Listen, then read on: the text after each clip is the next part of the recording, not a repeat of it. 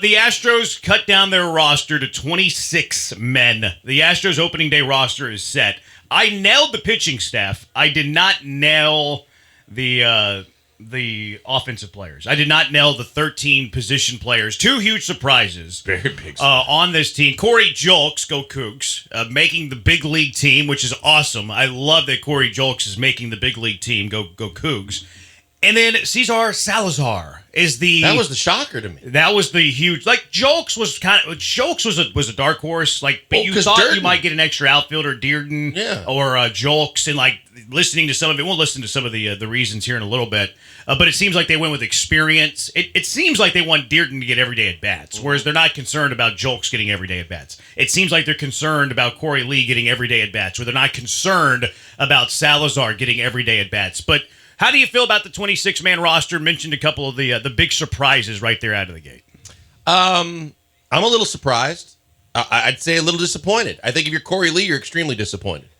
I think that Salazar making the roster came out of left field for me. I didn't see that one coming at all. So those were the two that really caught my eye and attention. And as much as I think it's a great story, and I'm really pleased for Julks, I'm very disappointed in a guy that had the kind of spring that Dirden had, that he's not going to be on this roster. Yeah, Julks had a pretty good spring, too. Mm-hmm. It wasn't as good as Dirden's spring, but Korey Julks also has a better body of work last year at AAA, whereas Dirden didn't get a whole lot of at-bats in AAA, and then whenever he got to AAA, he kind of struggled as well. So, like, what do you put more value in? Do you put more value in what they looked like a year ago in AAA, whereas Julks was like, almost a AAA All-Star, might have been. He had over 30 home runs at Sugarland. Dirden, who was really good in Corpus, a hitter's ballpark, wasn't not nearly as great as he was in Corpus in Sugarland, but then he was slightly better in spring training. Maybe, substantial amount better. But Korey Julks was good in spring training as well. Korey Julks wasn't bad. Let's get to a little bit of what Dana Brown had to say, because I have a big takeaway of this 26-man roster that I'll get to in a second. But let's listen first on the catcher position, because I thought Korey Lee was going to be the backup catcher on this team. I didn't think it was going to be Salazar. I didn't know Salazar. Like, if I'm being completely honest with you, I think I know a decent amount about Astro baseball. Mm-hmm. That's the first time I heard of Cesar Salazar's name. I totally agree with whenever he was put on the 26-man roster yesterday. And I'm not ashamed to admit that. No. And then Jiner Diaz also making the team. But Korey Lee starting the year in Sugarland and AAA, a bit of a surprise. But here was Dana Brown meeting with the media yesterday after they announced this as to why Korey Lee is going to start in Sugarland. At the end of the day, Korey has to play every day. He's a prospect, right? He's like a big-time frontline guy with some power. And so you can't have guys like that sitting on the bench at the major league level. So you have to get him playing time. Whereas Salazar is a backup catcher, and he fills that role better. So that was the decision. All right, there you go. Like, they want Korey Lee to get everyday at-bats. They know with the Astros he's not going to get everyday at-bats. They aren't available to Korey Lee here because Martin Maldonado is still going to be the primary catcher for the Houston Astros because they believe in the way that he is a leader on the field, the way that he visits mounds, the way he can walk a pitcher through a game, which I agree has tremendous value. I also think that the bigger bases is going to put more of the value on a defensive catcher because you're going to have more people trying to steal bases, more people trying to steal bases. You want a catcher that can throw out those runners, and Martin Maldonado still has one of the best pop times in all of Major League Baseball. So I like what I hear there from Dana Brown. He's like, yeah, Korey Lee's a big part of our plans, but we need to develop Korey Lee. We need to continue developing him. We can't have him on the big league roster playing once every fifth day. He needs consistent at-bats, and I'm totally all right with that explanation from the Astros GM. Yeah, look, I didn't know that. I mean, if you're Salazar, are you a little butthurt in the fact that you make it for the first time and you're billed as a backup catcher? That really doesn't say that the roof is the ceiling. He says that they like Korey Lee more. Yeah. Like Salazar might have made the roster, obviously he did, but Dana Brown's quote there is saying they like Korey Lee more than Korey Lee's Salazar. a starter. They look at Salazar as a role guy. Right. He's just kind of like a throw in that can back up for you. And I don't know if that makes you feel good or not. If you feel great making the roster and then you don't feel so good when you hear the GM talk about you and go, I guess I'm not the long-term guy that they're looking at for that position. That big league per diem will make him feel a little bit better. And that salary, yeah. And the salary will make him feel a little bit better, even though he's a role player. And look, he's probably the first guy sent down when Michael Brantley comes back. He or Jolks. Oh, absolutely. Will be the first guy sit down whenever Brantley comes back. Now, I do think Jiner Diaz is going to get, like, consistent ABs. I think he's going to be bat. He's going to get at bats. I'm curious if he's going to catch it all.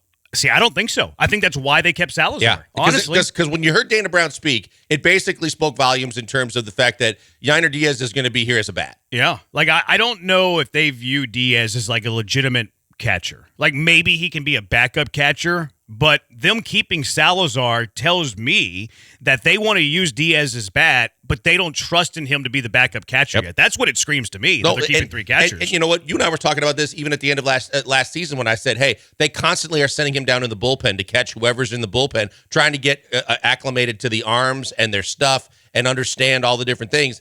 And that's why when we were talking about it before preseason, spring training even started, the discussion was, can he do anything close to what Martin Maldonado does behind the plate so that, God forbid, if Martin Maldonado's hurt, that's a major issue, as opposed to if he needs a day off, I think he could navigate through a game. Yeah, and Diaz is, like, good at throwing runners out, but I think where the Astros value defense in the catcher position is all the things you said. Guiding a pitcher through a game, calling a game, how they are as a receiver behind the plate.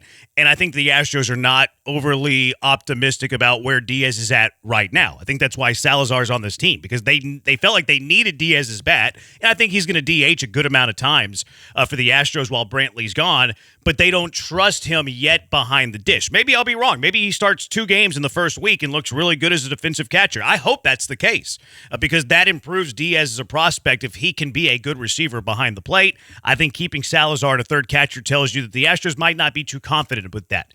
The popular name's the one that you brought up, Justin Dirden, who was outstanding in spring training, can play all 3 outfield positions. He's a left-handed bat, which Dusty Baker talked about how he would like a left-handed bat off the bench. Instead, they keep the righty Korey Jolks. Here was Dana Brown explaining why he sent Justin Dirden down to open the season in Sugarland.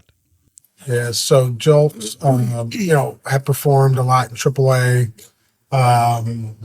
They both are very talented outfielders who we feel like are going to be a big part of this going forward.